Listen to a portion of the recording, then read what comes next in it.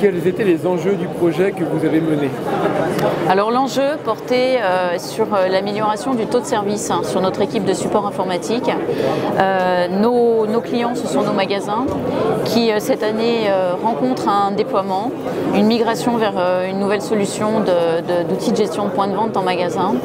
Donc ça a suscité, ça a chahuté un petit peu notre équipe de support puisque il fallait faire cette montée en compétences au sein des magasins pour tous les collaborateurs qui étaient dans les magasins. Nous avions également notre équipe de support qui était assez fraîchement formée sur la solution. Qui plus est, on avait une solution d'outils de gestion de points de vente qui est toujours dans les magasins à l'heure actuelle et pour lesquels la réversibilité est en cours et donc on a une qualité de service qui est quand même moindre de la part de cet éditeur-là. Donc tous ces enjeux font que le taux de service a bien empathie au niveau du support informatique. Il fallait trouver une solution pour retrouver une qualité de service auprès de nos clients. Merci. Quels sont les moyens que vous avez mis en œuvre pour répondre à cet enjeu de qualité de service? Alors le moyen que l'on a mis en œuvre, c'est que on a développé un portail pour nos utilisateurs en magasin, de sorte à faciliter l'autorésolution. Faire en sorte de minimiser l'appel, que ce ne soit plus le premier réflexe qu'un collaborateur peut avoir en magasin et qu'il passe par cette étape de recherche dans une base de connaissances pour essayer de trouver la résolution et d'éviter d'appeler le service technique.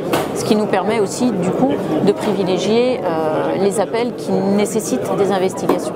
Bien sûr.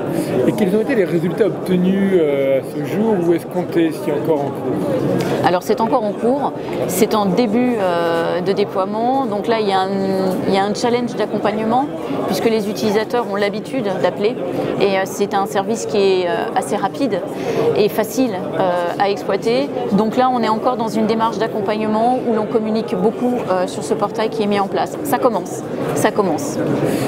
Avec le recul, quel serait le conseil à partager à vos pairs lorsqu'on met en place un projet similaire Alors, le partage, le conseil que je pourrais donner par rapport à ça, c'est de faire en sorte d'orienter ce portail-là toujours dans un besoin et dans un vocabulaire métier. Il faut que l'utilisateur puisse trouver rapidement sa solution et il faut essayer véritablement de rendre crédible ce portail et faire en sorte qu'il puisse répondre le plus rapidement possible aux besoins en dehors d'un appel téléphonique. Merci. De rien.